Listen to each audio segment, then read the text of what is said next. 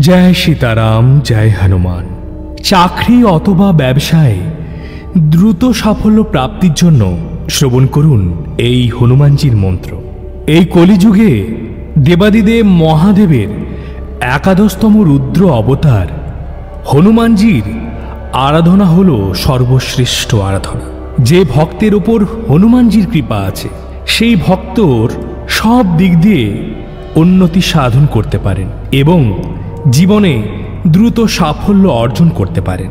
নমস্কার প্রিয় ভক্তবৃন্দরা, জয় হনুমান চ্যানেলে আপনাদের সকলকে স্বাগত জানাই।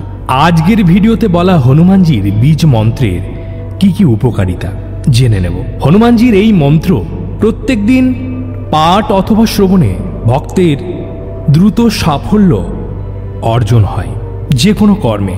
এছাড়া নিয়মিত পাঠ এবং শ্রবণে ভূত প্রেত খারাপ আত্মা নেগেটিভ চিন্তা অর্থাৎ আপনার মনে নেতিবাচক চিন্তাধারা দূর করে এবং আপনার মনের মনোবল বাড়িয়ে তোলে এবং তার সাথে সাথে শারীরিক মানসিক স্বাস্থ্যের উন্নতি হয়, রোগ থেকে মুক্তি প্রদানও করে থাকে। এই হনুমান মন্ত্র যেই ভক্ত প্রত্যেক দিন পাঠ এবং শ্রবণ করেন সেই ভক্তের শনি গ্রহের ক্ষতিকর প্রভাব কাটিয়ে তোলে, তার সাথে সাথে রাহু এবং কেতুর ক্ষতিকর প্রভাব দূর করে। তাহলে চলুন জীবনে সাফল্য অর্জনের জন্য শ্রী শ্রী হনুমানজির এই বীজ মন্ত্র আমরা প্রত্যেকেই শ্রবণ করি। এই মন্ত্র কমপক্ষে 108 বার পাঠ অথবা শ্রবণ করবার বিধান রয়েছে, তাই আজকের ভিডিওতে 108 বার এই মন্ত্রের পাঠ আমরা প্রত্যেকেই করব। ওম নমো ভগবতে বাসুদেবায়।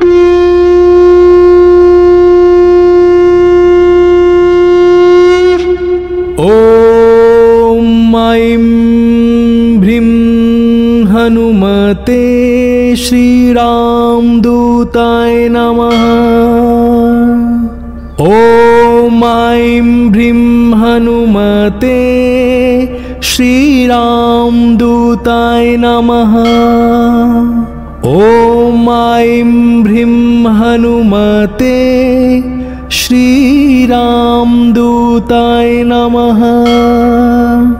ओम ऐं भ्रीं हनुमते श्रीरामदूताय नमः।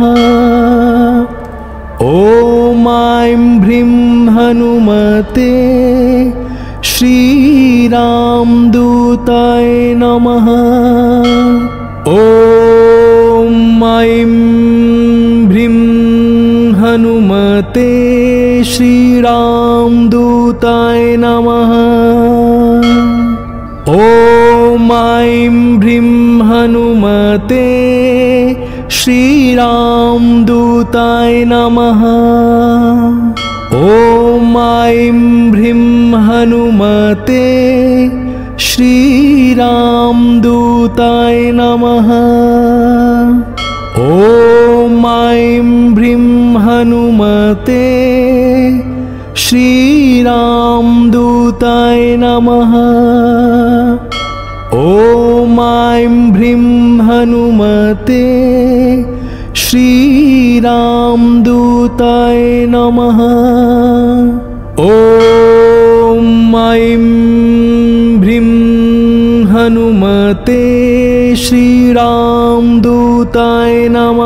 ओम ऐं भ्रीं हनुमते श्रीरामदूताय नमः।